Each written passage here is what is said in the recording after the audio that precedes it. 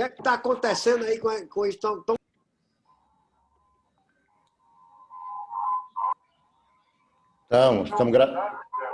gravando.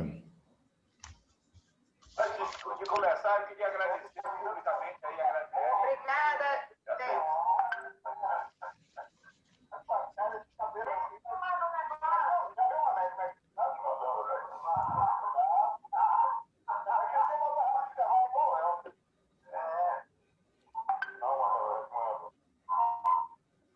Vocês estão gravando aí, é um delay natural. Eu estou gravando, Manuel.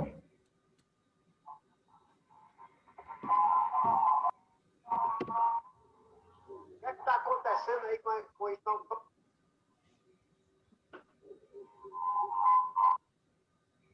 Não, estamos gravando. Antes de começar, eu queria agradecer publicamente aí, agradecer.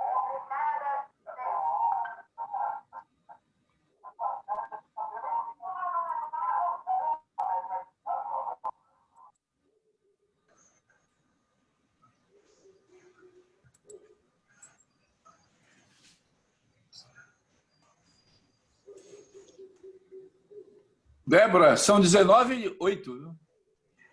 Eu estou esperando o povo, Fernando e o menino mandar aí. Não, pode começar.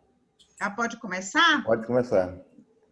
Então, gente, boa noite a todas e todos. Nós estamos aqui na discussão da militância atenta, com o tema de reforma tributária, uma necessidade. E aí, nós vamos ter hoje, para ajudar a gente a fazer esse debate, Graziele David, que é assessora da Rede de Justiça Fiscal da América Latina e Caribe, produtora de podcast, é de sua conta, doutoranda em desenvolvimento econômico na Unicamp e consultora sobre reforma tributária para a OMC. Não é isso? Então, João Rocha Sobrinho, o nosso desconhecido do grupo, né? Que também é membro da militância atenta aí, vou estar bem resumida, que é secretário de Formação Política da Associação em Defesa da Saúde e da Cidadania, ADESC. E é o nosso militante antigo aí da formação do PT, da formação da CUT, então, e que tem se debruçado sobre essa questão da reforma tributária há bastante tempo. Vou passar primeiro, começando pelas mulheres, né? A gente faz uma primeira fala com Graziele, depois a gente passa para João e a gente abre para as questões. Vou pedir ajuda a Denis para questões que vierem pelo chat, que possa me ajudar aí, Denis, para selecionar, tá ok? Então, a gente faz 2 de 20, gente? 20 para cada uma? Pode ser. Pode ser. Então, Graziele, está com você a palavra. Oi, boa noite. Primeiro, eu quero agradecer o convite para estar aqui conversando com vocês sobre reforma tributária. E talvez eu não fale 20 minutos, para a gente poder ter mais tempo de ir dialogando mesmo, né? Eu acho que é gostoso a gente ter uma troca. Então, talvez eu vou ter um pouquinho menos. Vamos começar, né? Assim, acho que talvez a gente possa começar do cenário que nós estamos. A gente hoje olha e pensa, né, com essa pandemia, estamos enfrentando uma crise sanitária, mas ela é muito mais do que isso, né? Ela é uma crise múltipla. A pandemia, como uma crise sanitária, ela vem e ela agrava outras crises nas quais nós já estávamos inseridos. A primeira delas, que eu acho que é muito importante a gente falar e que vem sendo muitas vezes esquecida, é a crise climática. Esse cenário de crise climática, ele permite que mais pandemias, inclusive, venham a acontecer numa frequência muito maior. E essa mudança que a gente observa, né, esse aumento da temperatura, essa migração de pessoas por questões climáticas, mais riscos de pandemia, são questões muito sérias e que precisam ser consideradas. E outras crises que estão juntas com essa sanitária, que o país já estava enfrentando uma crise econômica e uma crise social, se agravaram bastante agora com a pandemia, né? A gente vê aí, se a gente olha os indicadores do PIB, os últimos que saíram, é uma queda significativa do PIB nacional, e a questão social também, né? O número de desempregados, de microempreendedores, de pequenas empresas fechando. Nesse momento, o auxílio emergencial fez diferença na vida das pessoas, agora que ele reduz pela metade, possivelmente a gente já vai ver um impacto ruim na vida das pessoas, e se de fato chegar ao fim, porque não tem previsão para esse auxílio na lei orçamentária do ano que vem, pelo menos por enquanto, esses efeitos sociais e econômicos, inclusive, vão ficar ainda mais graves. E como que a reforma tributária se insere nesse cenário, né? Por que a gente já vinha enfrentando essa crise social antes, né?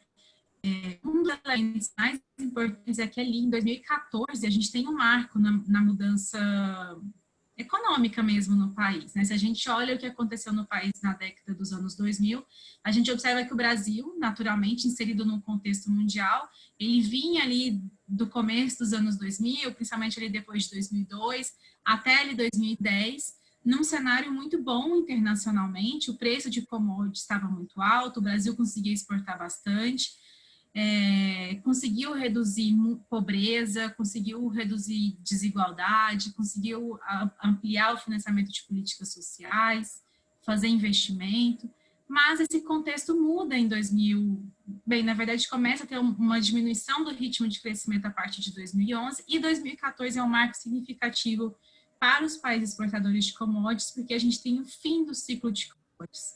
A verdade é que o capitalismo está muito sujeito a esses ciclos econômicos, e os países que têm uma economia que não é diversificada, como é o caso da brasileira, a gente é muito dependente de exportação de commodities, são muito afetados pelos ciclos de commodities. E ocorre essa mudança a partir de 2014, e isso é um marco importante.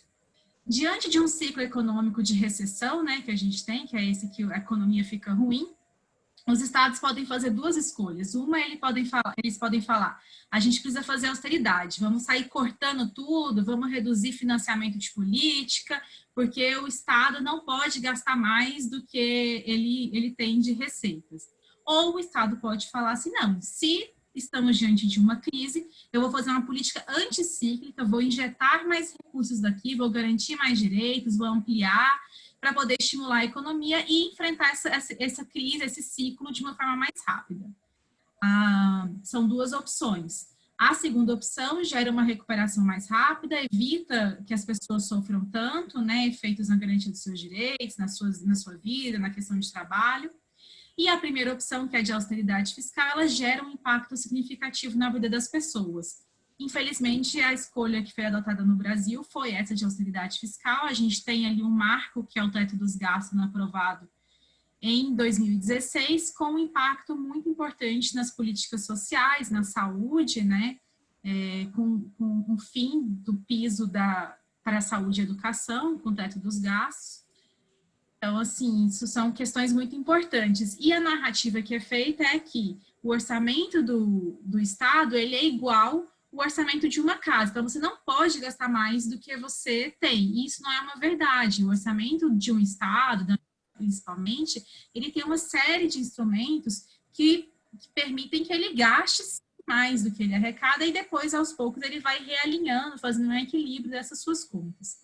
E aí tem uma série de instrumentos que permitem fazer isso. Um que está sendo bastante usado por vários países nesse momento de epidemia. A epidemia, na verdade, rompe com esse discurso, né? Ela prova que o Estado pode gastar mais, e todos estão gastando mais nesse momento de pandemia, que é a emissão de monetária, que é, entre aspas, a impressão de dinheiro, que hoje é um dinheiro eletrônico, né, digital. Também tem a emissão de títulos da dívida, são mecanismos de financiamento, e tem a tributação, os tributos também são um mecanismo. E nesse cenário de pandemia e de se pensar nessas alternativas, a questão tributária aparece muito forte, Então, a gente poderia contar mais com os tributos para poder auxiliar a enfrentar essas múltiplas crises, auxiliar a enfrentar a pandemia, auxiliar na recuperação econômica? Poderia. Inclusive até com aumento de carga tributária. E aí, isso pode ser assustador, né? Porque a gente sempre escuta que a nossa carga tributária é a mais alta do mundo, né? Bastante típico a gente escutar isso. Os tributos no Brasil já são muito altos, não tem como aumentar isso mais. Mas será que isso é verdade? Quando a gente vai olhar, a gente percebe uma coisa muito séria sobre o nosso sistema tributário. É que a carga tributária, né, que é esse peso dos tributos, ele é assustador, né? Porque a gente sempre escuta que a nossa carga tributária é a mais alta do mundo, né? Bastante típico a gente escutar isso. Os tributos no Brasil já são muito altos. Tem que fechar o microfone, Fernando. Mas será que isso... perfeito. Quando a gente olha essa distribuição de como é a carga tributária entre as pessoas, ela é muito a renda das pessoas. Então, se eu pego vamos pensar uma pessoa com uma renda de um salário mínimo, até menos, essa pessoa, ela basicamente consome tudo que ela ganha, né, do salário dela. Um salário mínimo, ela vai pagar aluguel, vai pagar supermercado, vai comprar roupa, vai comprar um remédio e vai gastar tudo, ela vai consumir tudo aquilo que ela ganhou. Uma pessoa que tem um salário de 10 salários mínimos, ela não vai consumir tudo, ela vai guardar um pouco ali. Ou, às vezes, ela talvez nem recebe só com renda de trabalho, às vezes ela recebe uma renda de capital, ela faz um investimento, recebe um lucro, um dividendo. E o fato de você gastar, consumir tudo que você ganha, ou você economizar, e você ter uma renda só de trabalho ou uma renda de capital, muda toda a lógica. E o que é terrível? Hoje, no Brasil, a tributação é muito mais sobre o consumo. Ao ser muito mais sobre o consumo, ela pesa muito mais sobre aqueles que consomem mais, que são justamente os mais pobres. Então, proporcionalmente, hoje no país, os mais pobres estão pagando mais tributos do que os mais ricos, proporcionalmente à sua renda. Como que isso poderia ser mudado? Isso poderia ser mudado se a gente reduzisse essa tributação sobre o consumo e aumentasse a tributação sobre renda e patrimônio. Aí vocês vão, né, falar, mas e aí, as propostas de reforma tributária que estão em tramitação hoje no Congresso Nacional, elas fazem isso? Elas estão propondo a gente diminuir a tributação sobre o consumo e aumentar sobre renda e patrimônio, reduzir desigualdades, ser mais justa? E eu vou responder para vocês, não. Nenhuma das propostas mais conhecidas, que é a PEC 45 na Câmara e a 110 no Senado, fazem essa proposta de redistribuição da carga, de justiça, né, fiscal. Nenhuma delas faz isso, porque elas só mexem nesse tributo sobre o consumo. Então, elas deixam de lado a tributação sobre o renda e patrimônio, sobre essa necessidade de redistribuir carga, de respeitar a capacidade contributiva de pagamento, e falam assim, olhando só para o tributo sobre o consumo, como a gente pode deixar ele mais eficiente? Como a gente pode melhorar o ambiente de negócios? Isso é ruim? Não, não é ruim. É bom a gente simplificar a tributação sobre o consumo, é bom que as empresas tenham um ambiente de negócio mais adequado, é bom ter uma segurança jurídica tributária, nada disso é ruim. A questão é que hoje isso não é a questão mais importante da tributação no país. A questão mais importante hoje na tributação no país é redistribuir essa carga tributária, é diminuir o tributo sobre o consumo e aumentar sobre renda e patrimônio. É tributar no mesmo nível quem é um trabalhador e quem é um rentista, que tem a sua renda vinda de um aluguel, ou vinda de uma aplicação na Bolsa de Valores, ou vinda de um dividendo porque investiu numa empresa. Então, assim, são esses mecanismos que deveriam estar sendo pensados hoje. Trazer uma reforma no imposto de renda da pessoa física, tributando essas rendas do capital. Vale lembrar que essas rendas hoje não são tributadas. Então, se eu sou uma trabalhadora e recebo salário, eu vou pagar imposto de renda. Mas se eu sou um investidor que está recebendo um dividendo de uma empresa, eu não vou pagar imposto de renda. Olha que injustiça. Um tributo que poderia ser super progressivo, super justo, só pela diferença de tipo de renda, se é do trabalho ou do capital, faz com que uma pessoa pague e outra não pague. A gente poderia tributar grandes fortunas, por exemplo. Esse cenário de pandemia tem feito vários países adotarem isso. O Chile recentemente aprovou o imposto sobre grandes fortunas, justamente para poder financiar a renda básica no país. Então, são mecanismos que os países estão adotando. E além de pensar em tributar esses super ricos, é importante pensar em tributar as grandes corporações, que é outra coisa que está completamente fora do debate aqui no Brasil, enquanto no resto do mundo todo está se falando sobre isso. Por quê? Porque cada vez mais grandes empresas como o Google, Facebook, Amazon estão ganhando muito, inclusive em tempos de pandemia. Essas empresas, tipo a Amazon, ela está ganhando bilhões nesse período. O dono dela, o Jeff Bezos, acho que é isso o nome dele, não esqueci agora, ele está ficando cada dia mais trilionário. O dinheiro dele é como se não parasse de multiplicar, inclusive no tempo de pandemia. Um monte de gente aí passando fome, perdendo emprego, e o cara ficando cada dia mais trilionário. Então, no mundo está se falando, olha, a gente precisa tributar essas grandes corporações. Como que elas estão ganhando tanto? E ao se olhar isso, a gente percebe que tem uma série de manobras que elas conseguem fazer de jogar o lucro para um país que é um paraíso fiscal e não pagar nenhum tributo. Então, os países estão pensando em reformar e garantir que essas empresas colaborem. Então, assim, no fim, hoje, o tempo de crise que a gente vive pede é super ricos e grandes corporações colaborem, paguem tributos de vocês. E o que a gente está fazendo aqui no Congresso com a nossa reforma tributária? Só falando assim, vamos gerar eficiência na tributação sobre o consumo? Isso é completamente ineficiente. Então, eu vou parar aqui para a gente poder conversar e ouvir outras pessoas. Obrigada. Obrigada, Graciela. A gente vai continuar com o João, né?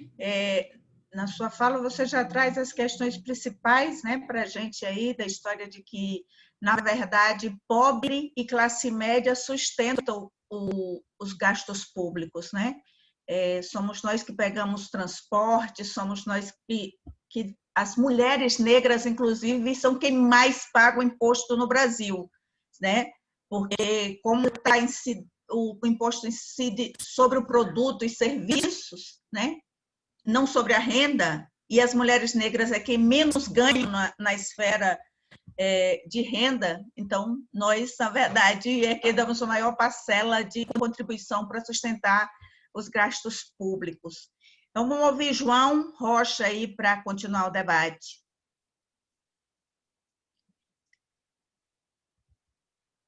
João? Boa noite a todos e a todas. Parabéns, Graziele, pela sua excelente exposição, que já facilitou bem meu trabalho. E quando tiver 10 minutos, me avise, por favor, porque tal qual a Graziele, eu também acho que temos que ter mais tempo para o debate do que para a fala. Mas é importante nós perguntarmos nesse momento qual é o Estado que nós temos hoje. Nós temos um Estado quase um mero gestor dos interesses do capital e contra o interesse dos trabalhadores. Haja visto a contra-reforma da Previdência Social, a contra-reforma trabalhista e agora querendo acabar praticamente com a estabilidade do servidor público e tornar o servidor público cabo eleitoral dos governos de plantão e precarizar sensivelmente o serviço público que, como Graziele disse, eles dizem que nós temos funcionário público demais, coisa também que não é verdade. A maioria dos países escandinavos e europeus e o próprio Estados Unidos tem muito mais funcionário público do que nós. Mas se nós não queremos esse tipo de Estado, qual é o Estado que nós queremos? E aí também não basta dizer só qual é o Estado que nós queremos. Quais passos táticos e estratégicos teremos que implementar para conquistar esse Estado que nós queremos? Então, é importante chamar a atenção que nós hoje enfrentamos, né, uma crise, como diz Graziele, não só política, econômica, sanitária e social, mas enfrentamos a crise ética de gravíssimo peso, onde temos um desgoverno que faz tudo aquilo contrário do que um presidente deveria fazer, né? Contraria toda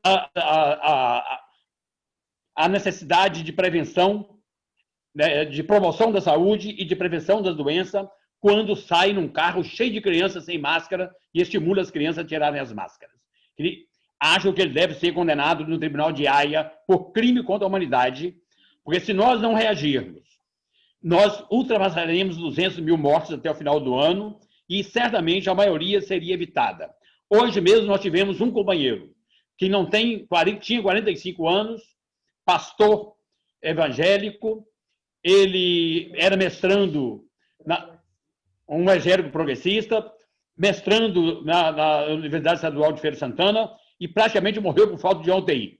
Ele estava entubado numa UPA do Clédio de Andrade e demorou ter uma UTI vaga, e quando vagou a UTI, correria, se tirasse da intubação, achava que ele poderia morrer. E 2 dias depois ele morreu mesmo, morreu hoje. Então, mas se um pobre, negro e pobre, morre por falta de UTI, já que nós, 60% dos municípios brasileiros não tem uma UTI sequer, nós tivemos um caso típico do Paraná, onde um empresário teve coronavírus, complicou o processo respiratório e não tinha UTI vaga em Belém.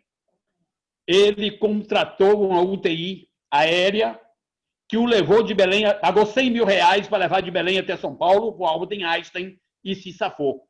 Certamente o companheiro Clóvis, se tivesse uma UTI aérea ou uma UTI móvel, ele não teria morrido hoje. E lamentável que era muito progressista. Mas é importante nós chamarmos a atenção que, quando nós falamos na questão tributária, o IPEA fez uma excelente pesquisa e está publicada. Fez uma pesquisa entre janeiro e dezembro de 2010 e está publicado, foi publicado em 2011, onde essa pesquisa que o IPEA fez, entre janeiro e dezembro de 2010, quem ganhou um salário mínimo teve 49% confiscado pelos impostos de tributação sobre o consumo. Isso é um crime. Por quê? Porque um que ganhou 10 salários mínimos pela mesma cesta básica, em vez de 49%, teve 4,9%. Uma pessoa que ganhou 100 salários mínimos teve 0,49%.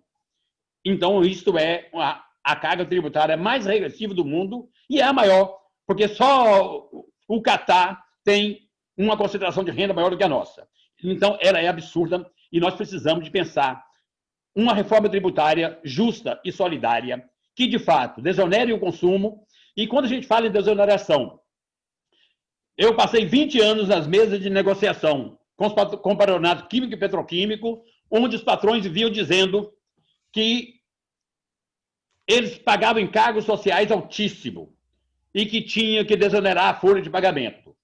Também é importante dizer que vários de nós, um ano e meio atrás, 2 anos atrás, eu gastei muita energia no WhatsApp para desfazer uma mentira que a elite, a mídia e a classe dominante divulgou no Brasil, onde Alexandre Garcia fez uma matéria extremamente hipócrita dizendo: o norte-americano, que para mim não é norte-americano, para mim é estadunidense, porque norte-americano é groenlandês, mexicano, estadunidense e os canadenses, todos são norte-americanos. E eles têm horror de chamá-los de estadunidenses. E eles dizendo que os estadunidenses eram pobres e o Brasil era rico. Concluindo, João. Porque enquanto os estadunidenses pagavam cerca de 8%, 9%, 10% de impostos sobre tributação sobre o consumo, chegando no máximo a 15%, no Brasil, sobre alimentos, no Brasil pagava 30%, 35%. Hoje, a tributação média sobre o consumo dos Estados Unidos está na casa dos 17%. Quando você chega no Brasil, ultrapassa 60%. Então, isso é terrível, porque quem ganhou 1 salário, 2 salários mínimos, tem cerca da metade ou um pouco menos da sua renda confiscada com os impostos indiretos sobre o consumo. E nós precisamos, e aí as propostas de reforma tributária que estão lá no Congresso, infelizmente, todas, não tocam nisso. Mas é importante a gente pensar que hoje tem algumas propostas no Congresso que nós podemos avaliar, porque enquanto quem tem um carro velho, com 10 anos, ou tem um pouco mais, paga IPVA, os riquíssimos que têm jatinhos, iate de luxo, helicóptero, não pagam IPVA nenhum. Enquanto nos Estados Unidos, desde Rui Barbosa, quando visitou os Estados Unidos e voltou encantado, e emitiu moeda que causou encilhamento, a elite sempre diz: tudo que é bom para os Estados Unidos é bom para o Brasil, menos pagar imposto.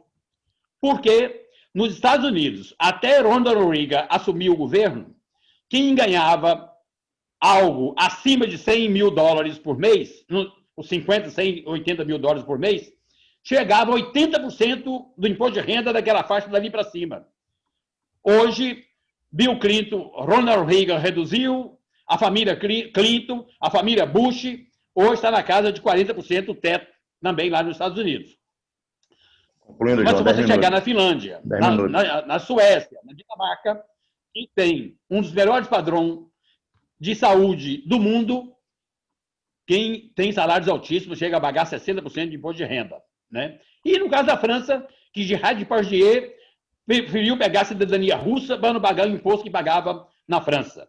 Então, tem esses absurdos. Mas alguém diz, mas se você aumentar muito o imposto de renda, se você aumentar a tributação sobre grandes fortunas, muitos vão fugir e vai ter evasão fiscal, que já tem hoje, de qualquer forma. Claro que isso é falso, porque ninguém vai levar as suas casas, suas mansões, as suas indústrias, toda para fora, e mesmo o dinheiro tem forma de como evitar que isso ocorra. Então, é importante nós pensarmos que tributar, eu apanhei na rua, lutando por uma Assembleia Nacional Constituinte livre e soberana em 86, 87, e nós aprovamos da Constituição de 88, está lá, tributação sobre as grandes fortunas. 12 minutos. Muita gente diz, e nós vimos a direita usando, mas o PT, como é que ele quer defender a Constituição se ele nem assinou? Mas por que foi que o PT não assinou a Constituição no 5 de outubro de 1988? Porque apenas 30% das conquistas que nós tivemos na Constituição de 88 foram regulamentadas e 70% ficou para o Congresso regulamentar posteriormente. Pois o Congresso, além de não regulamentar nada daqueles 70% que ficaram pendentes, ainda cortou boa parte dos 30% que nós havíamos conquistado. Então, portanto, é importante a gente chamar a atenção que... E aí, eu fiz a pergunta, Graziele, lá hoje, mas não deu para você, leu a primeira, mas não leu a segunda, e eu fiz a pergunta, e há 30 anos eu venho provocando as universidades, o PT, a CUT, e meus 10 anos que eu fui diretor nacional do DIEESE. Por que nós não fazíamos uma campanha nacional sobre a tributação sobre as grandes fortunas? E também no meu livro, que eu publiquei e sistematizei a produção sobre história do exercício da cidadania no Brasil, eu coloquei lá que era muito importante que, infelizmente, em nome da governabilidade e de ter minoria no Congresso, tanto Lula quanto Dilma não puderam fazer reforma tributária e fiscal progressiva. Mas não só ela. Mas eu disse que mesmo que não tivesse, para não comprar briga com a direita e perder a maioria no Congresso, o PT deveria ter feito uma ação de abrir um processo de discussão, provocar as 5.570 câmaras municipais desse país que discutisse qual era a necessidade, qual era a urgência da reforma política, da reforma tributária, da reforma educacional, da reforma agrária, da regulamentação da mídia, que nós não tivemos capacidade de fazer isso, e a mídia, e a Casa Dominante disse que nós queríamos censurar e regular a mídia. E a maioria da população acabou acreditando e confundindo regulação da mídia, regulamentação com regulação da mídia, que não era isso. Porque se pegar a suposta maior democracia do mundo, que democracia tem pouco, nos Estados Unidos, nenhum meio de comunicação poderia ter mais que 15% da audiência no país, e muito menos ter rádio, jornal e a televisão, como tinha a TV Globo, chegando a 85% de audiência nesse país. Então, é importante nós pensarmos que falhamos. E eu provoquei lá no debate hoje à tarde, com o grupo da Unicamp, por que as nossas universidades públicas, né, não fizeram nenhum esforço para abrir um processo de discussão sobre a reforma tributária e fiscal progressiva nesse país. E eu passei alguns 10 anos provocando na universidade, que os professores queriam 10% do PIB para a educação. Eu disse, é impossível ter 10% do PIB para a educação se nós não fizermos uma reforma tributária e fiscal progressiva. Vamos discutir isso com a população. E nós não tivemos a capacidade de discutir isso com a população. 10 minutos? Já passou. Logo. Então, concluindo. Então, é importante pensar agora, numa situação onde nós temos menos gente ocupada e empregada do que gente desocupada, a nossa correlação de força fica muito mais difícil de mobilização, né? Cerca de 30% a 40%, se tiver um celularzinho, não tem dinheiro para pagar a internet e não tem acesso para participar das lives. Então, é importante começar a discutir como criar espaço, seja online, seja direto, para a gente discutir e pressionar o Congresso Nacional, deputados federais e senadores, para aprovar uma reforma tributária que desonere o consumo e que tribute as grandes fortunas, que tributa lucros e dividendos, que desde 95, Fernando Henrique aprovou, e de 96 não se paga, e enquanto quem ganhou R$ 4.900. Já pagou 27,5% de imposto de renda? Uma pessoa que ganha 40, 50, 500 mil, R$ 1 milhão, se pagar, paga os mesmos 27,5%. E a maioria não paga com a pejotização. Ele paga no valor menor e fica livre de pagar no valor maior. Então, sem tributar as grandes fortunas e as rendas mais altas, nós não teremos dinheiro para fazer com que tenhamos crescimento econômico daqui para frente. Vamos ao debate. Obrigada, João. Nós já temos algumas pessoas inscritas, né? O primeiro que pediu foi Zé Sérgio, depois Maurício. Por enquanto, esses dois. Quem pode ir escrevendo no chat que a gente vai localizando aqui, né? Então, Zé Sérgio. Bom, boa noite a todos e todas. Eu queria parabenizar a Graziele e a João pelos apresentações.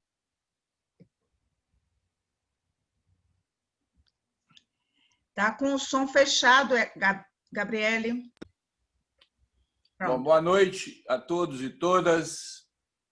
Eu queria, em primeiro lugar, parabenizar a Graziele pela apresentação e ao João pela apresentação. E queria dividir a minha pergunta em duas partes. Uma parte mais técnica e uma parte mais política. Na parte técnica, nós falamos que é fundamental que uma reforma tributária progressista seja uma reforma que desonere o consumo.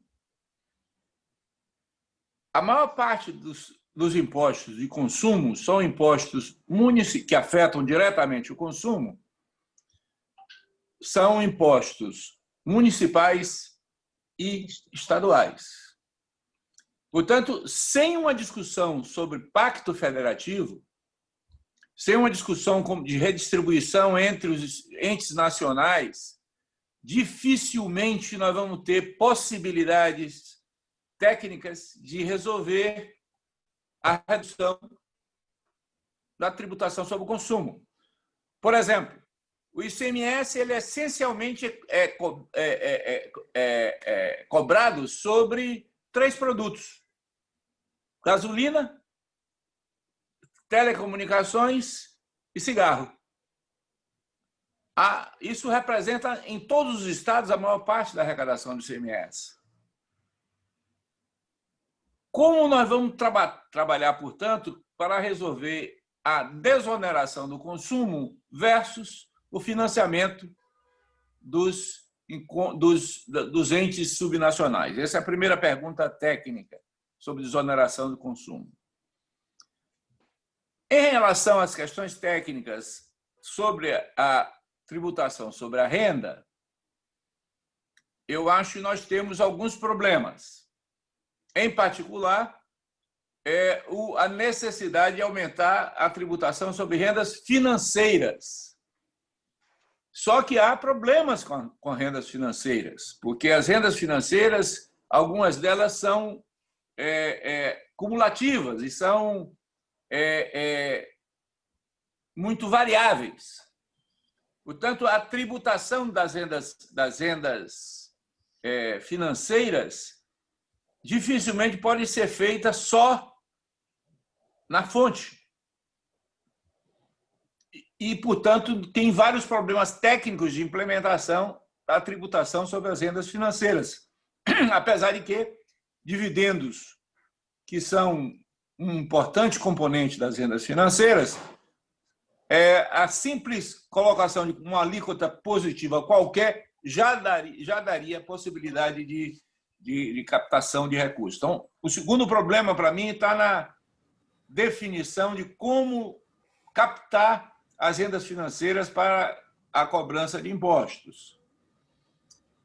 O terceiro problema técnico, me parece que é o problema referente à tributação das altas rendas, não é das grandes fortunas, das altas rendas. O limite da tributação da alta renda também tem vários problemas técnicos que precisam ser colocados.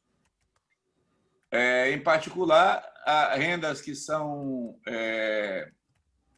temporárias, rendas que são permanentes, que não podem ter as mesmas tributações. Então, tem alguns problemas técnicos na tributação de rendas e no papel da pejotização. Quer dizer, o fato de você ter pejotização cria uma série de novos problemas que estão ligados ao primeiro problema, porque o pejotização, ao transformar a pessoa física em pessoa jurídica, você, em última instância, deveria ser tributado como pagador de dividendos. E, portanto, se não resolve o primeiro problema do pagamento de dividendos, você também não resolverá a questão da pejotização. Por fim, ainda no plano técnico, tem o que significa grandes fortunas. Os impostos de grandes fortunas são impostos sobre patrimônio. E o imposto sobre patrimônio não é permanente. O imposto sobre patrimônio é cobrado uma vez. Não é um imposto que você possa cobrar permanentemente sobre o patrimônio, porque não é um processo de dilapidação do patrimônio, é uma contribuição solidária que é geralmente feita sobre grandes fortunas, que é feita uma vez em momentos de crise. Portanto, a definição do que é patrimônio também tem vários problemas técnicos. Então, eu estou colocando primeiro os problemas técnicos. Mas há o principal problema, que é o problema político. Para você aprovar uma reforma tributária, é preciso que você tenha base parlamentar. Precisa ter deputado e senador aceitando isso. E hoje, a correlação de forças no Congresso é absolutamente desfavorável para qualquer reforma tributária significativa. Eu discordo de João no que ele diz que não tem proposta de reforma tributária solidária. Tem. O Congresso tem propostas, só que não passa, não anda, porque não tem correlação de força possível para andar. Os partidos de oposição apresentaram recentemente uma proposta conjunta de reforma tributária que trata mais ou menos nas linhas que nós estamos tratando aqui agora. Como fazer para que a gente consiga que o Congresso mude? Essa que é a questão política principal. É isso. A minha pergunta, portanto, é como resolver os problemas técnicos e como resolver os problemas políticos? Gabriel devolve já parecendo que já acaba, ele fez pergunta de 10, né? Mas a gente tem 5 inscritos. A gente faz essas 5 e depois... Queria perguntar também. Hã? Queria perguntar também. Certo. Se inscreve no chat, porque aí tem... Eu tenho Cupertino, quer dizer, o próximo é Maurício, Cupertino, Coió e Humberto, certo? E agora Paulo. Tá ok? Essa história da proposta dos partidos de oposição, acho que foi em outubro do ano passado, né, que apresentaram conjuntamente uma proposta que traz um viés mais solidário. Então, Maurício. Beleza, obrigado, Débora. E vamos tentar manter 3 minutos, gente, tá ok? Eu aviso aqui. Isso. Boa noite. Senão a gente não devolve, né, para o pessoal, para depois a gente voltar de novo. Então, faz metade, divide a pergunta em 2. Bora, Maurício. Boa noite, pessoal. Parabéns, Graziele, parabéns, companheiro Dom Rocha, que vocês trouxeram, nós trouxemos aqui um tema de fundamental importância para o nosso futuro enquanto nação. Tá? Eu não tenho dúvida disso. Acho que a história nos empurrou para uma encruzilhada, para um canto da história que a gente tem que procurar uma saída. Eu acho que a gente está procurando, né? Que, de certa forma, quando a gente tenta se organizar e discute a questão tributária, que eu acho que é uma proposta que muda radicalmente, que pode mudar radicalmente a sociedade, eu acho que a gente está fazendo isso. Por outro lado, os nossos companheiros lá em Brasília e aqui, eu quero deixar o meu protesto, fizeram mais uma sujeira ontem, né? Com relação à imunidade e à isenção dos templos e igrejas. Nossos companheiros de partido votaram lá a favor da manutenção desse fato que vem aí sendo durante muitos anos esse aproveitamento das igrejas e templos com relação à imunidade tributária, né? Então, é um tema também que a gente tem que se mexer. Então, Graziele, eu concordo com você quando você aponta que realmente em 2010 a gente vivia aquele momento bastante interessante. Agora, por outro lado, aquela história de pleno emprego, aquilo era fantasia, né? Pleno emprego não existiu, plantou-se essa ideia de pleno emprego. Nós tínhamos uma população imensa, como temos ainda, de brasileiros que vivem naquele patamar que não procuram mais emprego, né? Um número muito alto. Então, esse número alto e significativo de brasileiros tem que ser levado em consideração. O que eu estou querendo dizer é que não vivíamos uma situação tão boa, tinha uma maquiagem da nossa economia. Se nós tivéssemos, de fato, avançado do ponto de vista estrutural, nós não estaríamos hoje no lugar onde estamos, né? Quando uma economia se solidifica e consegue colocar raízes nos seus projetos estruturantes, isso não é derrubado por um governo tipo de Bolsonaro e tipo de Temer, não. A sociedade garante a sua construção. O problema é que a nossa sociedade não construiu ainda, mas estamos por construir. Então, dentro da reforma tributária, eu acho fundamental, que é de fundamental importância darmos apenas força, não apenas a questão da renda, né? Tributar não apenas a renda e o patrimônio, mas também a questão da produção, olhar um pouquinho para a produção. Do ponto de vista, por exemplo, do cooperativismo popular e da economia solidária, nós vamos conseguir efetivamente uma proposta transformadora se tivermos como pressuposto uma estrutura tributária que permita esse desenvolvimento e esse fortalecimento.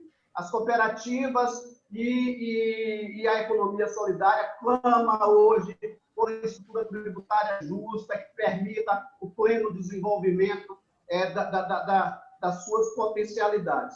Então, concluindo, vejo com bastante bons olhos essa proposta.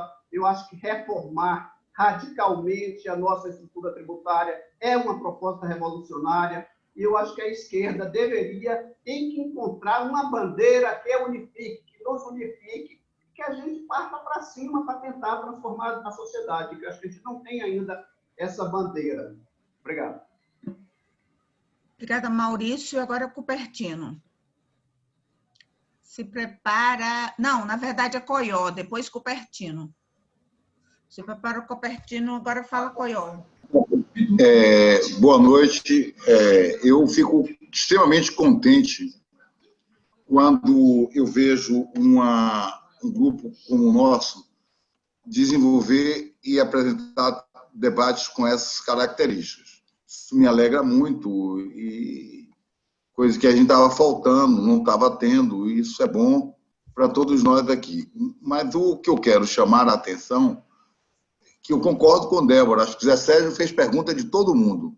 As perguntas de todo mundo foram colocadas por Zé Sérgio. E eu quero, dentro das perguntas dele, eu quero chamar a atenção, dentro das questões que ele colocou, que é o aspecto político. Eu não vou entrar no aspecto técnico. Quando eu vejo Zé Sérgio falar do aspecto técnico, eu me lembro que quando eu tinha acabado de me formar da universidade, no final da década de 70, eu, todo entusiasmado, coordenava uma parte de educação do projeto IRC e fui apresentar a um canalha chamado Valdec Ornelas, que era secretário do planejamento na época, com Antônio Osório, a proposta de educação do projeto IRC. Aí, quando eu terminei de apresentar, eu disse: o Estado não tem proposta de educação. Aí Valdec arregaçou as mangas da camisa e disse para mim: ele não tem a sua. Quando você for governo, você apresente. Eu fui governo e não apresentei proposta nenhuma. Estamos com a mesma proposta. É a mesma coisa da discussão sobre reforma tributária, porque o problema da reforma tributária é político, não é técnico. No dia que for técnico, se resolve. Porque se for técnico, vai dizer o seguinte: tudo bem, quem são os técnicos que vão elaborar? E quem vai apresentar e quem o Congresso vai aprovar. Pronto. Então, eu, nesse momento, eu acho que o centro da discussão da gente é a política. Nós não temos base para apresentar nenhuma proposta tributária que não saia do Congresso deformada. Aliás, a gente aprendeu isso no governo Lula. Quando teve o golpe que Dilma caiu e Temer assumiu, Temer, com uma semana de governo, Temer tinha desfeito 3.622 portarias na área da educação. Por quê? Porque nenhuma delas foi para o Congresso, porque se fosse para o Congresso, não voltava do jeito que a gente queria. Era portaria de ensino, era portaria de ensino no campo, era portaria de EJA, era portaria de trilha, todas foram desfeitas. Então, reforma tributária é uma questão política, não é uma questão técnica. Não é uma questão técnica. Estou concluindo. E nós só vamos ter uma reforma política se nós tivermos maioria no Congresso, mas maioria de esquerda. Porque se tiver a maioria que a gente teve no governo do PT, nos meus governos, nos nossos governos, também não aprova. E vai ser pior do que o que a gente já tem aí agora. Veja as discussões sobre CPMF e outras coisas que são colocadas. Então, o problema da reforma tributária é político, não é técnico. Obrigado. Não é técnico. Obrigada, Coió. Na verdade, eu fiz uma confusão aqui e passei Coió na frente de Cupertino, era Cupertino. Falei agora Cupertino, desculpa. Sem problema, companheira. Primeiro, boa noite a todos, parabenizar aí pelo tema, muito bem colocado aí pelos dois companheiros. Eu, assim, trabalho um pouco também com serviços de contabilidade, pequenas empresas, e eu vejo, me preocupa um pouco no sistema tributário, a Câmara tem 3 problemas principais aí, que é a complexidade, né, dos impostos, a alta burocracia e também a alta carga tributária, né? O sistema tributário brasileiro, ele apresenta uma questão de complexidade muito grande. Por exemplo, ICMS, cada estado tem uma lei estadual. Então, são 26 estados, 27 leis, cada uma com um problema diferente, com um tratamento diferente. Então, cada federação, com suas leis específicas para tratar a incidência, gera uma dificuldade para apurar os impostos, para recolher, quem apura, me referindo aqui às pequenas empresas, tem uma dificuldade enorme para apurar as empresas e recolher esses impostos, né? É uma alta burocracia, a burocracia também é demais, né? E tem estudos do Instituto Brasileiro de Tributação que diz que desde da Constituição de 88 para cá, foram editadas 363 mil normas de conteúdo tributário. Isso significa que é quase 2 normas a cada 2 horas. A cada 1 hora no Brasil se edita uma norma, praticamente. Então, para as pessoas que trabalham com apuração e recolhimento de imposto, é uma loucura total. Só nessa pandemia, aqui no início da pandemia, em 2 dias foram editadas 22 leis, medida provisória, com suspensão de horário de trabalho. É uma loucura total para lidar com isso, né? Então, essa é uma pergunta, é uma coisa que a gente precisa se preocupar para simplificar, né, essa legislação brasileira. Mas, assim, também uma pergunta que vai assim, para a companheira Graziele, assim, uma coisa que aí de observação minha mesmo, assim, é a sonegação tributária no Brasil. Eu acho que é uma coisa altíssima, né? Você vai... Claro que tem os impostos diretos que não tem como sonegar, quando você é assalariado não tem como sonegar, mas é isso que eu acho. A classe média ou a classe assalariada, de um modo geral, ela sustenta uma tributação muito alta, porque quem está desempregado não recolhe nada, nem deveria realmente. Os ricos, quem ganha muito, tem suas formas de sonegação. Então, fica uma carga tributária muito alta, concentrada em um número pequeno de pessoas. Entendeu? Acho que se todos contribuíssem, ficaria menos. Você vai... Concluindo, Robertina. Pensa até assim, se uma pessoa que presta um pequeno serviço, mas não paga nada por aquilo. Outra pessoa, os grandes, pequenos comerciantes por aí afora, não emitem nota fiscal e não recolhem o imposto. No entanto, ele cobra do consumidor. Então, tem toda uma distorção aí que precisa ser resolvida. Então, é realmente uma complexidade enorme que eu acho que requer muita discussão, muito estudo para a gente chegar a uma definição. É isso aí, companheiros.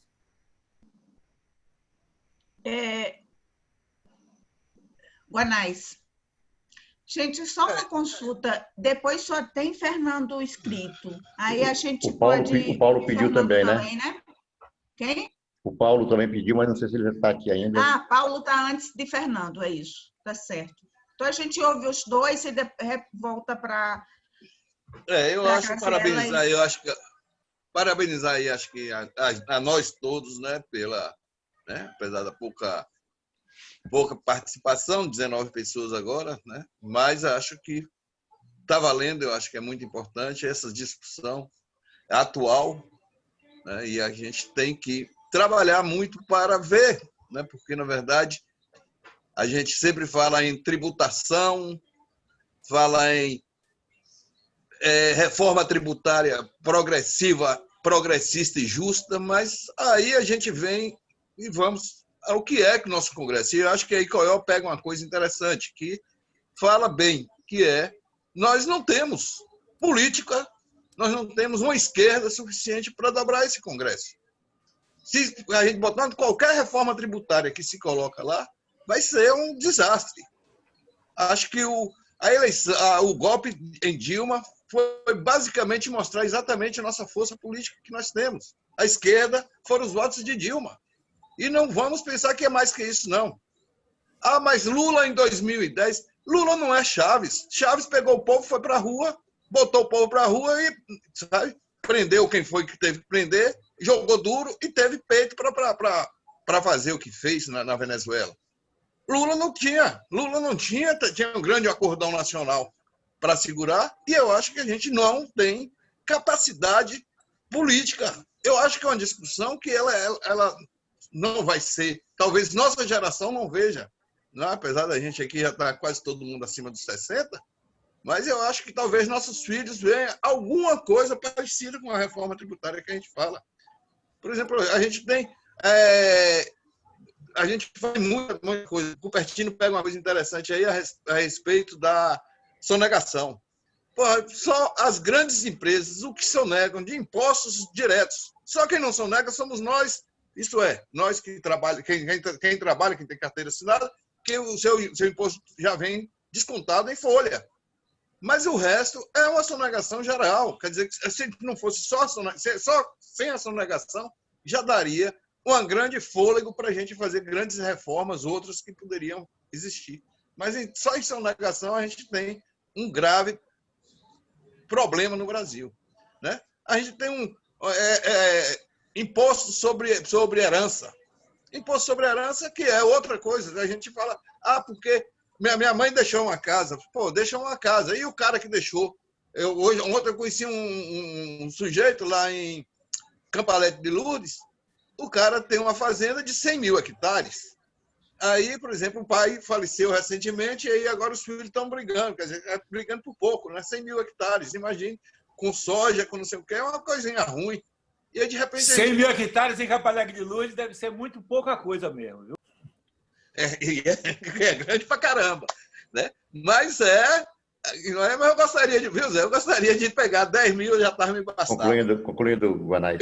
Então é isso, eu acho que o que acontece é que a gente tem muita deformação e a gente não tem capacidade política hoje, e fôlego político, força política, para a gente impor. Porque olha o Congresso que é. O Congresso, basicamente, é 90% ou é ligado à grande estrutura do capital, ou é ligado a Maria vai com as outras, que são aqueles que, né, os evangélicos, a bancada do BBB. E pronto. Paulo? Bom, eu não estou me vendo. Se vocês estão me vendo, tá. Como não? Sua câmera está desligada. Pois é, eu não sei como é que liga esse trem, mas está me ouvindo. Aí, ok. Aí, agora pronto, apareceu. Tá, um prazer falar com todo mundo, meu amigo. Paulo é meu amigo das Minas Gerais, hein? Pois é, eu queria dizer que meu amigo João é um militante teimoso nessa causa da reforma tributária fiscal progressiva, da mesma forma que uma outra pessoa, outra mulher que eu gostaria de homenagear, e minha pergunta vai para colocar nesse debate, que é a Maria Lúcia Fatorelli, sobre a auditoria da dívida pública. Eu sempre achei que esses dois temas deveriam caminhar juntos, porque você começa uma boa poupança pensando no país do futuro, mais ou menos como o pré-sal, que já pode falar melhor do que qualquer um, né? Você começa recuperando parte dos recursos que são sangrados cotidianamente há muitos anos atrás para alguém que nós, cidadãos comuns, não sabemos. Se a gente pensar o ato simbólico do Lula no primeiro governo de pagar o Clube dos Oito de Paris, pagar a dívida, ela teve um simbolismo. Então, assim, eu penso que fazer dois itens da reforma fiscal progressiva. Um é a poupança ao parar de pagar a dívida interna ou externa, ou a que for, que justifique essa sangria do dinheiro público que vai para a mão dos 5, 6, 8, no máximo 10 multibilionários brasileiros. Né? Só para não dizer que eu não estou falando de ninguém, Itaú, Bradesco, família Marinho e outras tantas famílias que se apoderam do Brasil desde as capitanias hereditárias. Então, eu poderia, ainda nesse pouco tempo que me resta, contar um casinho sobre toda essa questão técnica que todos levantaram. O velho Tancredo, vovô do Crápula, do Aécio, quando quis aumentar a receita do estado de Minas, aqui, quando ele foi governador há uns 200 anos atrás, ele botou polícia nesses caminhos de formiga, tudo do estado de Minas, e arrecadou uma fortuna cobrando de hortifruti granjeiro, produtor de queijo, produtor de leite, produtor de cachaça, e jogou a receita do estado para as alturas. Até hoje tem entrave na lei que não deixa os produtores de queijo, por exemplo, vender. Agora conseguimos, depois de 30 anos, uma vitória que é vender para os 7 estados mais próximos de Minas. 30 anos depois. Então, assim, só para entender um pouco a complexidade da questão técnica que se está falando. Para não dizer que não falamos das flores, o caso do Olívio Dutra com a Ford, que saiu do Rio Grande do Sul e foi aí para Camaçari estragar um paraíso fiscal, um paraíso ecológico que a gente tinha. Então, eu acho que esses temas, tecnicamente, eles são meio que insolúveis. Concordo com todo mundo que falou da questão política, tem meu aval, acho que 3 minutos, humildemente concordo, mas eu acho que teria que colocar a questão do não pagamento da dívida interna e externa, o que fosse, e sinalizar para o cidadão comum como o primeiro gesto da poupança para a gente começar a resolver problemas históricos do nosso país. Economia com o não pagamento da dívida, economia com a reforma fiscal progressiva, incluindo aí grandes fortunas, grande poupança, renda, etc., etc. E uma legislação mais simplificada dos impostos sobre o consumo, conforme lembrou bem o Gabriel aí, que tiraram tudo, você mataria boa parte dos municípios, deixaria em situação de pendura alguns estados por causa do ICMS principalmente. Basicamente seria isso. E dar os parabéns a todo mundo pela ideia e pela lucidez de estar fazendo um debate desse uma hora dessa. Obrigada, Paulo. Então, a gente fecha com o Fernando e devolve para a Graziele e João. Não, boa noite, gente. Obrigado, Graziele e João, pela exposição.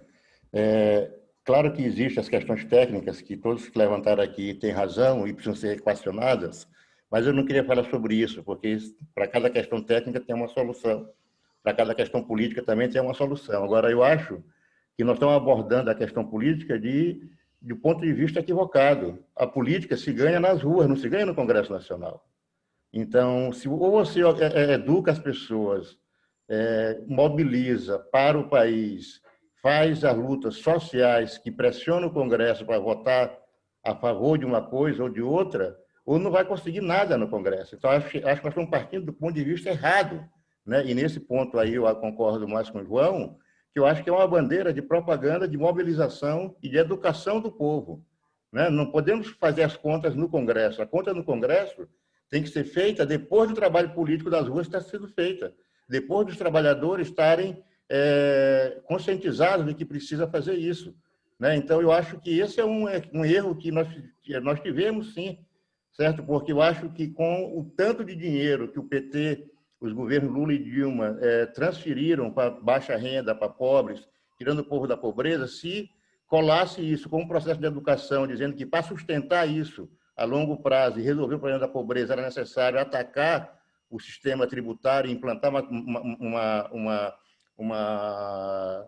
uma reforma tributária justa e progressiva, a situação seria outra. Se a Dilma, em vez de chamar o Levi para ministro, tivesse optado por outra opção política, o resultado também seria outro. Então, na realidade, nós estamos botando a responsabilidade para um Congresso sem isso, assim, em qualquer lugar do mundo. Quando o Chaves mobilizou, o Guanais falou aí, ele armou o povo estava com ele porque sabia que ia ter dinheiro para manter os programas sociais. Então, acho que a questão política, nós estamos encarando ela de uma forma muito institucional, né? E se nós formos por aí, não tem saída. A única saída que tem é organizar, educar, mobilizar, certo, o povo para uma bandeira progressista como essa.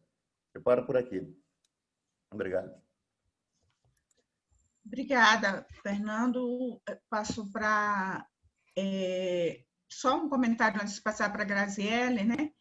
Que é uma coisa que a gente não tem feito, né? Nessa questão de estar trazendo o povo para o debate da reforma tributária. A gente não consegue pautar isso, fica mais da classe média para cima, né? Então, quem mais paga imposto no Brasil acaba não fazendo o debate da reforma tributária, né?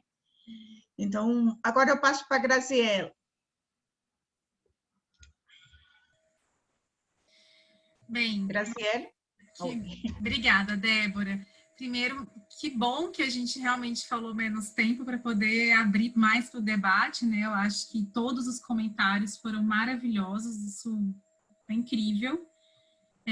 E quero agradecer a Débora, que logo no comecinho lembrou uma questão muito importante, né? Não só são aqueles com menor renda que pagam proporcionalmente mais tributos, mas são mulheres e são negras. É muito importante trazer esse lembrete, né? O sistema tributário, ele reproduz uma série de desigualdades sociais, a desigualdade de renda, a desigualdade de gênero e a desigualdade de raça.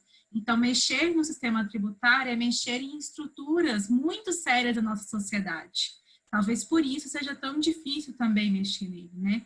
Mas seguimos lutando contra a desigualdade, como seguimos lutando a favor dos direitos, lutamos também por essa reforma tributária, né? Então, acho que aí também já nos mostra essa dificuldade política que temos. Então, obrigada, Débora, por lembrar-nos disso. Eu vou começar falando um pouco sobre os aspectos mais técnicos e depois entrar nas questões mais políticas. A primeira questão técnica que apareceu foi sobre o IGF. E aí eu acho que existem algumas questões que é importante a gente trazer sobre o imposto sobre grandes fortunas, do porquê que ele está na Constituição, mas nunca foi regulamentado. Eu acredito que uma das primeiras questões são os elementos técnicos que o Sérgio levantou bem no comecinho, né? Quando a gente pensava em tributar grandes fortunas, eu sempre começava assim, mas o que é grandes fortunas? Como que você vai saber qual é o patrimônio? Como você vai saber qual é a riqueza acumulada? Mas isso já não foi tributado na renda, mas isso já não foi tributado no patrimônio? Não se tinha muitas informações em 88. Hoje, em 2020, a gente tem um cenário completamente diferente. Esse tema de transparência, de propriedade e de grandes fortunas mudou e avançou muito internacionalmente. Então, assim, mais uma vez eu vou lembrar, o Brasil está inserido no mundo e o mundo tem discutido a tributação internacional. E se tem um tributo que tem uma conexão imensa com a questão internacional, é o imposto sobre grandes fortunas. Porque quem tem grandes fortunas tem capacidade de jogar essa riqueza pelo mundo, e um dos argumentos principais era, se colocar esse tributo, o capital vai embora do país. Acontece que no mundo está se mudando muito esse cenário, né? Então, esse primeiro argumento de fuga de capital, ele já não é mais válido, ele pode ter sido válido em algum momento do passado, mas hoje ele não é. O primeiro, 2/3 da riqueza nacional é imóvel, são terras, são lotes, são imóveis mesmo, imobiliários. Então, esse argumento seria válido somente para ativos financeiros, que poderiam migrar de um país para o outro, mas ainda assim é possível regular. Então, os países nacionalmente e internacionalmente têm capacidade de fazer regulações de movimentação e de fluxo de capital. Então, esse argumento já está caindo por terra. Se foi válido antes, hoje não é mais. A outra questão é que dizem que mas tem baixo potencial arrecadatório. não vai arrecadar tanto assim. A expectativa, se a gente pensar o modelo que tem pensado hoje, é de que se arrecade em torno de 40 bilhões. Parece pouco? Talvez. Mas se você pensar, isso paga um programa Bolsa Família inteira. Né? Então, assim, será que é pouco mesmo? E mais importante, o imposto sobre grandes fortunas, ele não tem só uma característica fiscal arrecadatória, ele tem uma característica extrafiscal. Ele é um importante instrumento complementar e não substitutivo, seria um tributo a mais, para ajudar na redução de desigualdades. E de tributar uma renda estocada, né? Porque a gente tem o imposto de renda, mas o que ficou de estoque precisa ser tributado também. O outro argumento é de bitributação. Ah, mas já tributou, vai tributar de novo? É só descontar, você faz o cálculo, o que foi tributado na renda, o que foi tributado no patrimônio, não é tributar de novo. O que sobrar, tribute, né? Por exemplo, aquela dificuldade de como tributa a renda financeira. Talvez no IGF, na hora que ele fica acumulado, se você não conseguiu captar isso antes, você vai captar no IGF. E por fim seria, nossa, mas as pessoas têm muita resistência porque vai atingir o meu imóvel, né? Como se um imóvel, uma propriedade, assim, um carro, assim, pudesse ser tributado. Não. Hoje, o desenho que se faz para esse tributo, ele tem o objetivo de pegar pelo menos ali, um 0,1% mais rico. Quem ganha mais de 80 mil por mês. São 220 mil pessoas só no país que estão nesse grupo e que detém 30% da riqueza nacional. Então, é quase ninguém, é só quem tem muita grana mesmo. Porque o Brasil é tão desigual que não é nem 1%, é o 0,1%. Por isso que ele é tão essencial. Desculpa que eu falei muito do IGF, mas é que eu acho que ele é um tributo muito essencial no momento. O Brasil precisa pensar seriamente, o mundo está pensando, então eu quis trazer mais argumentos, né? Aquela questão de ser uma vez ao ano ou ser anual, a Argentina está propondo uma vez no ano de uma forma mais imediata para lidar com a pandemia, mas não precisa, pode ser anual. Você vai pegando as informações do imposto de renda e o que for acumulado, você tributa de uma forma distinta. E eu esqueci de falar por que internacionalmente avançou, acho que esses são elementos muito importantes. O que avançou para permitir conhecer mais essa riqueza acumulada que antes era tão difícil? A troca automática de informação tributária entre países. Então, não dá mais para ficar escondendo de um país para o outro. As administrações tributárias hoje trocam informação. A outra questão é o avanço no registro de beneficiários finais. Então, se antes a gente não sabia quem era dono de uma conta no exterior ou de uma propriedade, hoje em dia a maioria dos países estão adotando esse registro de quem é o dono final de uma conta no exterior ou de um imóvel. Então, isso ajuda muito a conhecer as riquezas. E também relatório país por país de grande corporação. Antes, também era muito difícil saber quantas empresas estavam acumulando.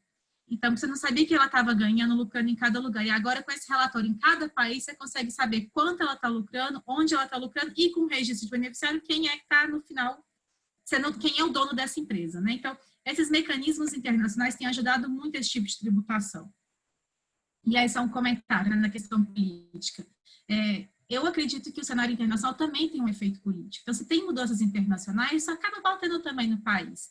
Se vem uma pressão de fora, se a OCDE, o Brasil quer tanto integrar a OCDE fala, olha, vai ter que fazer registro de beneficiário, vai ter que fazer troca automática, o Brasil entra nessa. Então, existe uma pressão internacional também. É um dos elementos que eu acho que é importante lembrar. Sobre a questão do pacto federativo, esse é o elemento, assim, honestamente, se eu tivesse que falar hoje, qual é a principal barreira hoje para conseguir reformar a tributação sobre o consumo especificamente, né? Eu diria que é a questão federativa. Tanto é que o governo apresentou agora uma proposta de projeto de lei que ele tira os entes federados e unifica só os tributos federais. Mas isso vai resolver o que o Cupertino estava comentando? Não vai. A grande questão da complexidade, das dificuldades, está justamente na questão federativa mesmo, né? O que tem se discutido muito, os próprios estados e municípios têm falado que precisam para poder apoiar mais fortemente essa proposta de unificar todos os tributos sobre o consumo, fazer os acordos sobre os fundos. Então, assim, acordar, se de agora em diante a tributação sobre o consumo vai ser só no destino, só na onde está o consumidor, não só a empresa, né? Onde está o consumidor. Então, isso tem que garantir um certo fundo para dar uma equalizada entre os estados, entre os municípios, para não ter uma perda de renda significativa. Então, essa questão de fundo é uma questão de fundos para poder equalizar e reduzir desigualdade, é central para poder fazer isso. E a outra questão é que esses tributos também, sobre o consumo, são os que financiam a Seguridade Social. Então, também tem que ter uma redistribuição. E aí, qual é a questão? Quando o imposto de renda foi pensado antigamente na Constituição, depois que foi mudado, né, o texto, existia uma ideia de que uma porcentagem desse tributo sobre renda poderia ir para estados e municípios. Então, agora talvez seja a hora de retomar isso, que estava, inclusive, inicialmente na ideia dos constituintes, para poder tentar resolver essa questão federativa. Pejotização. A questão da pejotização, ela trabalha uma questão de desigualdade diferente. Nós normalmente falamos de desigualdade vertical, entre o mais rico e o mais pobre, e a pejotização fala de uma desigualdade horizontal, que é entre a renda da pessoa física e da pessoa jurídica. A gente só vai resolver a questão da pejotização se a gente voltar a tributar dividendo na pessoa física. Tem que começar a equalizar. As alíquotas na pessoa física e na pessoa jurídica tem que estar próximas para ninguém querer ficar migrando entre pessoa jurídica ou pessoa física. Então, você volta a tributar os dividendos na pessoa física e você pensa depois como você também alinha aqui na pessoa jurídica. Então, essa desigualdade vertical, horizontal, entre pessoa física e pessoa jurídica também precisa ser trabalhada para resolver a pejotização. Sobre a proposta, né, que existe, que é a reforma tributária solidária. Ela é uma emenda substitutiva a 178, a emenda 45, que está na Câmara. Essa proposta foi construída tendo por base aquele livro gigante, a proposta, né, que foram 2 anos de trabalho para poder ter um diagnóstico muito preciso e uma proposta muito exata, com cálculos específicos, que é a reforma tributária solidária. Foram 2 anos, mais de 40 especialistas trabalhando nisso. E essa emenda 178 é baseada nesse documento. Ela avança significativamente na proposta, e se a gente tivesse que pegar um texto da 45 ou da 110, ou essa da emenda substitutiva 178, definitivamente a emenda substitutiva 178 é a mais próxima de tudo isso que nós estamos falando aqui. Então, ela deve ser defendida, sim, está muito bem escrita, e ela faz uma questão interessante nessa questão da tributação sobre o consumo, que aí vou puxar, depois eu volto. O Cupertino traz ele fala, olha, mas a gente realmente precisa fazer essa reforma da tributação sobre o consumo porque tem complexidade, tem burocracia, a carga é alta sobre as pequenas e médias empresas. Então, se realmente a gente precisa mesmo fazer a tributação sobre o consumo. Quem defende uma tributação justa não está contra uma reforma da tributação sobre o consumo. É a favor. Só fala, olha, isso é bom, isso é importante, mas isso é insuficiente. A gente precisa também pensar na questão da desigualdade, da progressividade. É só isso. E aí, essa proposta 178, que é a reforma tributária solidária, ela também pensa na questão federativa. Ela faz uma proposta de um IVA dual, em que ela unifica os tributos federais e ela unifica os tributos dos entes subnacionais. Então, isso também garante autonomia para as administrações tributárias subnacionais. Ela pensa essa estrutura tentando equalizar a questão do pacto federativo, que é uma grande questão para poder unificar os tributos sobre o consumo. E a gente precisa falar mais dela, né? A gente sempre fala, as 2 principais, que é a 45 e a 110, e não lembra que tem essa que está, né, bem escrita e que precisa ser defendida também. O Maurício traz um ponto muito importante, que é a questão dos gastos tributários, que são as isenções, as renúncias. São 250 bilhões por ano, 25%, um quarto da nossa carga tributária. É um volume expressivo. Quem são os beneficiários disso? Uma parte importante é Simples Nacional, a gente pode conversar isso depois.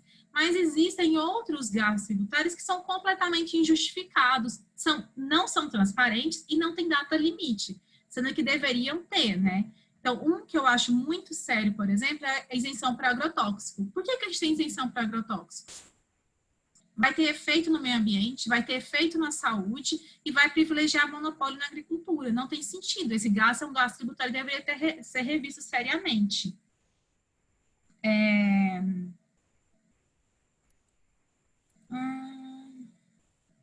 Falei aqui, né? Então, depois o Cupertino também traz um outro ponto que é importante, né? A sonegação fiscal. São 500 bilhões por ano.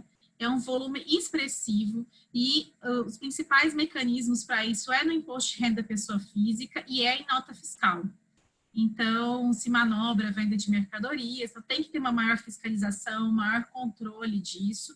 E é importante lembrar, né, que acho que até já foi falado aqui, quem tem capacidade de fazer isso é quem tem dinheiro, porque para poder fazer grandes sonegações, né, principalmente no comércio exterior, né, fazer manobra de sub ou superfaturamento na importação e na exportação, você tem que ter um escritório de advocacia e um escritório de contabilidade caríssimos para poder te ajudar nesse planejamento tributário. Então, lidar com essa negação fiscal também é uma questão de justiça.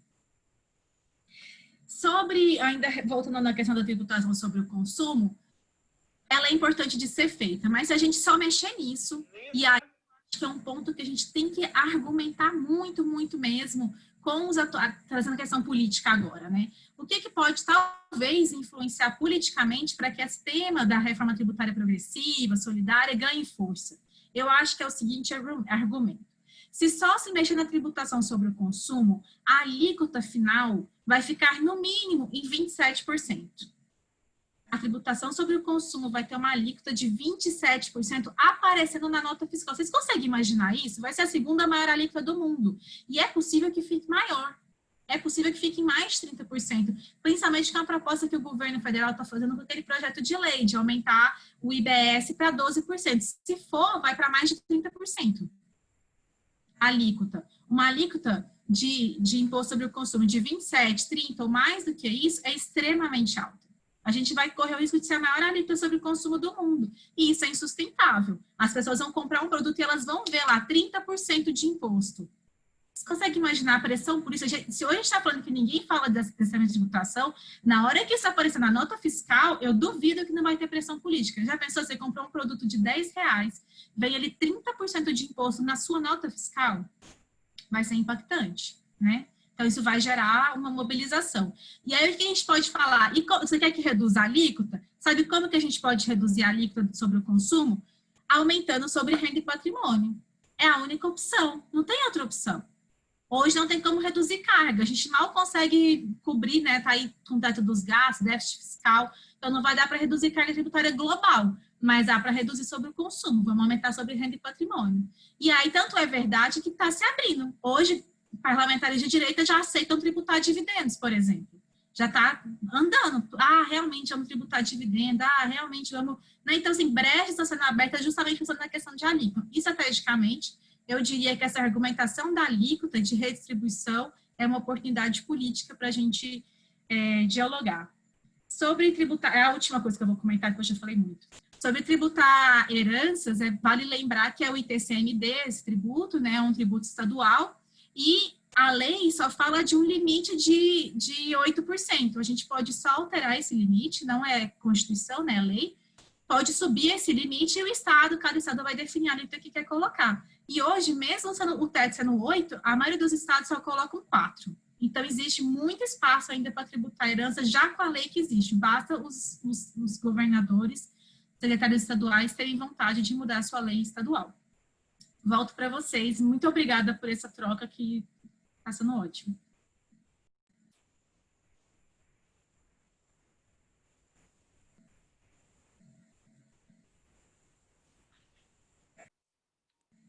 Está fechado o microfone. Sim. Obrigada, Graziele. Vamos para João agora. A frase mais repetida no mundo é: o seu microfone está fechado. Primeiro, ou você me escuta? Gabriele, você entendeu mal. Eu não disse que não há proposta de reforma tributária solidária. Tem a reforma tributária justa e solidária, tem a proposta de reforma tributária solidária, justa e sustentável, certo? O que eu disse é que elas não tocam na desoneração do peso da carga tributária sobre o consumo. Isso que eu disse. E, infelizmente, não toca. Mas é importante, Cupertino. Guedes disse, ele usou a palavra que a nossa carga tributária era um emaranhado, mas não é emaranhado. Ele usou um outro palavrão, né? E que precisava simplificar. E ele disse que o mesmo governo que liberou 1.200 bilhões de reais para banqueiros e grandes empresários, queria liberar apenas 200 reaisinhos para quem não tivesse nenhum tipo de renda. E ele disse que aquele 1.200 bilhões de reais era para passar para as médias e grandes empresas, não passasse para pequena e micro, porque senão o Estado ficaria no prejuízo. Só que até aquele momento, 52% dos postos de trabalho gerados estavam exatamente nas micro e pequena empresa, e que foram prejudicadas com o processo, e que certamente hoje temos mais gente desempregada do que empregada em função disso. Mas é importante pensar. Coió trouxe um ponto importante, Cupertino também. Eu acho que nós precisamos desonerar assim, Cupertino. Agora, é importante a gente pensar. O município de São Paulo tem um PIB que só perde para o PIB da União e para o PIB do estado de São Paulo. É maior do que o PIB do Rio de Janeiro, de Minas Gerais e dos demais estados todos. Aí eu paro e pergunto, justifica a cidade de São Paulo ter 30 mil pessoas em situação de rua, gente morrendo na rua? Claro que não. Mas se, por um lado, o município de São Paulo, até 1870, a cidade de São Paulo era mais pobre do que Recife, do que Salvador e do que o Rio de Janeiro. E São Paulo só virou aquela potência porque sugou recursos da União toda para industrialização concentrada lá em São Paulo. Hoje, nós temos 60% dos municípios mais pobres do Brasil, não tem uma UTI sequer e não vive de renda própria. Depende do FPM e depende do FPE. Logo, nesses 60 municípios, e aí, Graziano tocar nesse assunto, que está a maioria dos 2/3 de crianças e jovens desse país que nunca teve acesso a uma creche, a uma pré-escola, que nunca vão ter condição de concorrer com os filhos da classe média dos ricos que estudam nas escolas caras. Só os gênios. Gênio é 1 em cada 30 milhões. Então, essa desigualdade, e aí eu concordo com o Gabriele, que o Pacto Federativo precisa resolver. E um dos elementos que dificultou, eu fiz na minha dissertação de mestrado a análise do orçamento participativo em Alagoinhas. E o orçamento participativo em Alagoinhas, em algumas coisas similar ao que ocorreu em Porto Alegre, foi um grande instrumento de exercício da cidadania e contra-hegemônico, porque preparou a sociedade para visar o bem comum e não só dos bairros mais ricos da cidade. E um dos fatores que desestimulou a continuidade do orçamento participativo é que, naquele momento, até o governo, do governo Fernando Henrique para cá, até o governo Fernando Henrique, cerca de 16 a 18% da arrecadação tributária ficava no município. Hoje isso caiu para cerca de 14% da arrecadação tributária fica no município. 24% em torno fica no Estado. E 62% fica na mão da União. Então, quando nós pegamos cidades, municípios com renda per capita baixa, como Feira de Santana, onde eu moro, ou Salvador, o prefeito de qualquer partido que ganhar a prefeitura, agora, o ano que vem, ele vai ver com pilhas na mão, atrás do governo estadual ou do governo federal, porque ele nunca terá condição orçamentária para sanar o problema da maioria da população que vive em situação de miséria. Então, é importante pensar que o Pacto Federativo é o caminho para buscar, de fato, resolver isso. Guanais chamou atenção para um detalhe que também é importante. Jacques Wagner, logo no início do seu primeiro governo, em 2006, fez um seminário com 4 mesas, discutindo uma Bahia em 2023 sem miséria. E aí, Graziele, você que é do Sul Maravilha, quando eu fui fazer minha especialização lá no CESIST, na Unicamp, o grupo me dizia, e eu fui aprendendo, que se a gente faz história em São Paulo e Rio de Janeiro, é história nacional. Mas se fizer na Bahia ou no Nordeste, é regional. Logo, há uma concentração do Sul Maravilha em detrimento do Nordeste. Então, é importante pensar também que a questão, eu gostaria depois que Graziele complementasse, não é só a sonegação, mas também que falasse um pouco da elisão e evasão fiscal que, com a entrega do patrimônio público para multinacionais, eles conseguem o dinheiro.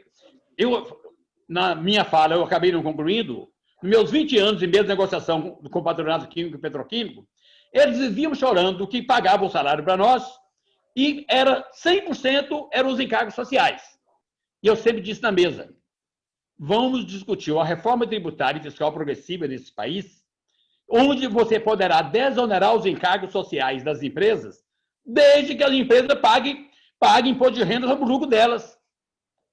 E aí você poderia desonerar os encargos sociais, coisa que não tinha.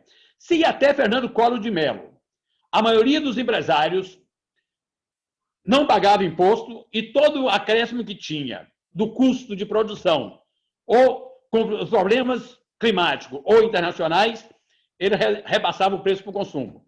A partir do governo Collor, quando não pôde mais repassar tudo para o consumo, porque passaram a importar e ele ficou com o estoque cheio, vieram com a conversa do custo Brasil, que também é importante a gente discutir isso.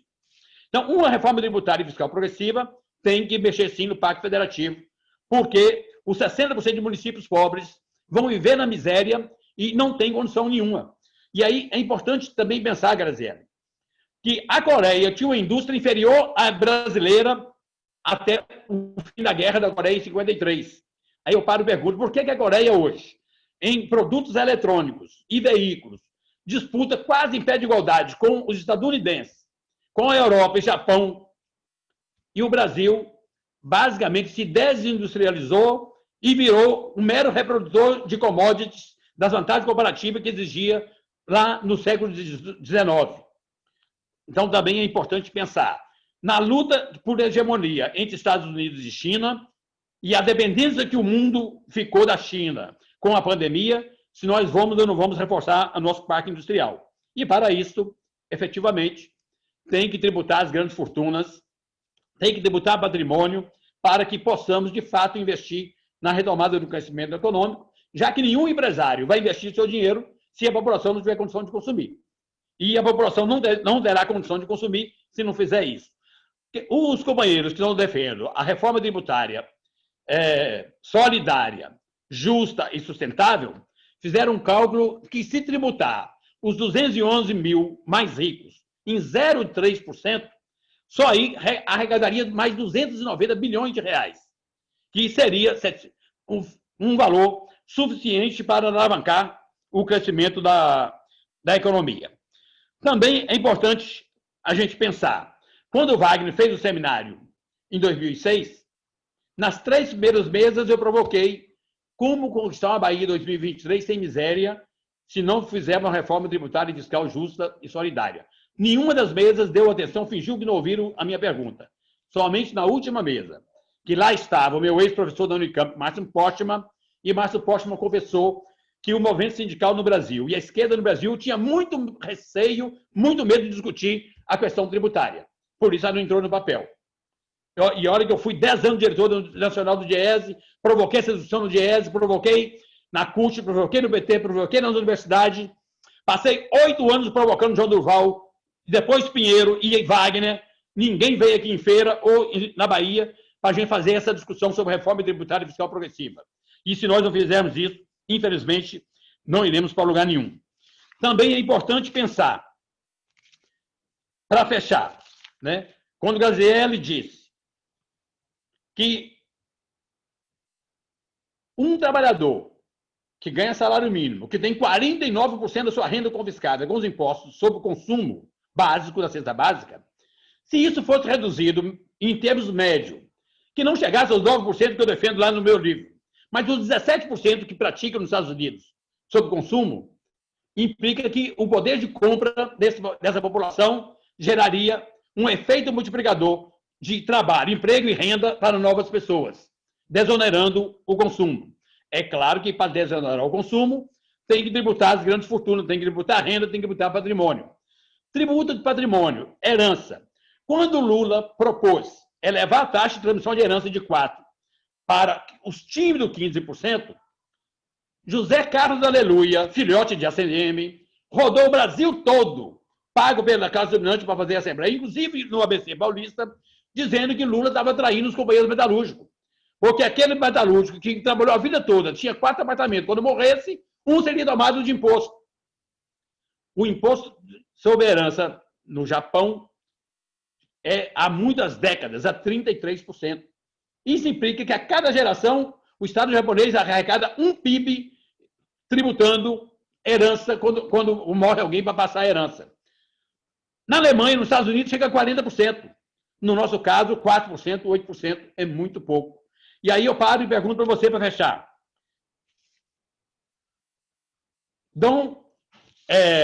Tomé de Souza, quando chegou aqui, Dom João III colocou lá no regimento Tomé de Souza que nenhum capitão-mor poderia doar sesmaria com mais de 10 léguas para evitar o latifúndio.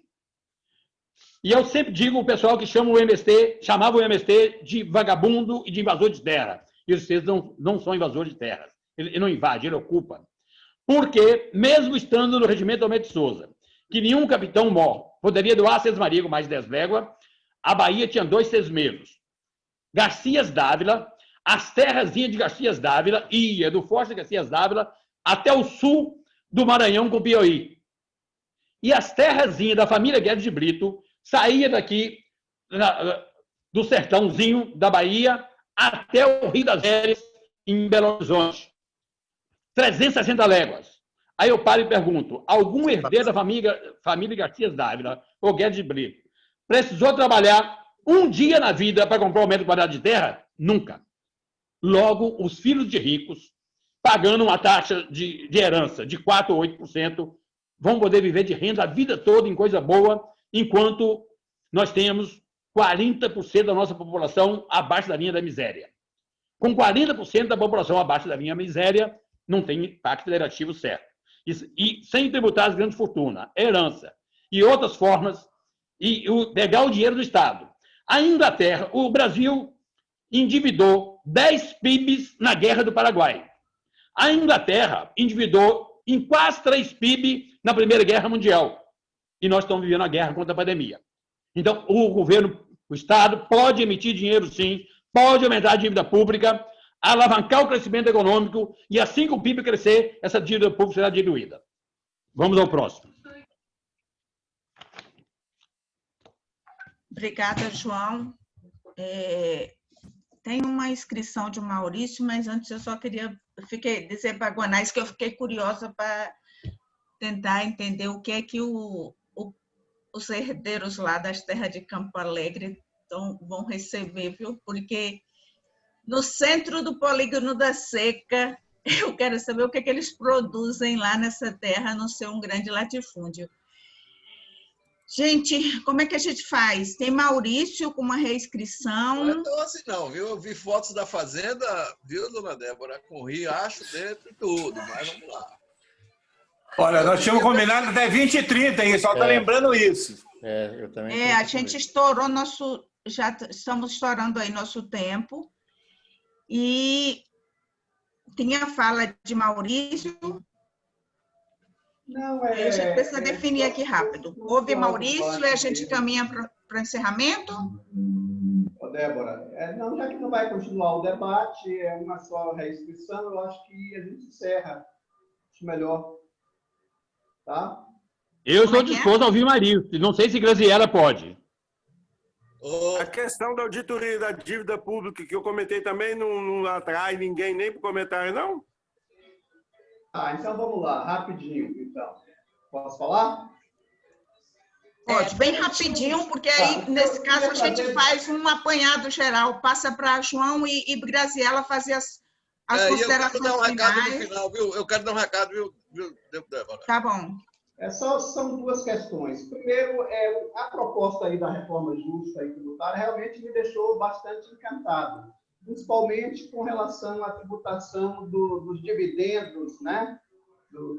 Distribuição dos lucros e dividendos, que não é tributado, um verdadeiro absurdo.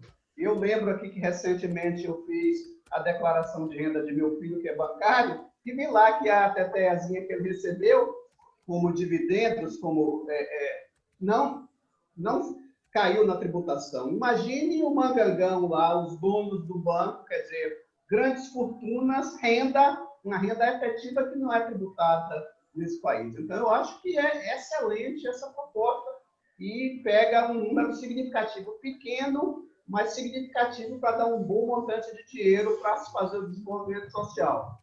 A outra questão é a questão da regressividade da estrutura tributária brasileira, que eu acho que existe nos 3 entes federativos, né?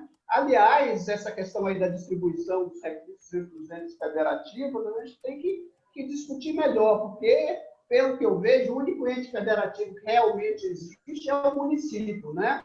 Então, é no município que as pessoas vivem, é no município que as pessoas moram. Então, eu acho que é no município que tem que concentrar a maior parte das rendas e dos tributos, né? O Estado e a União são entes federativos imaginários, né? Não tem realidade, não tem concretude, né? Então, se a gente vê aqui no município de Salvador que qualquer empresa prestadora de serviço paga de TFF, uma empresa que tem um faturamento de R$60 mil, paga R$340 todo ano de TFF, enquanto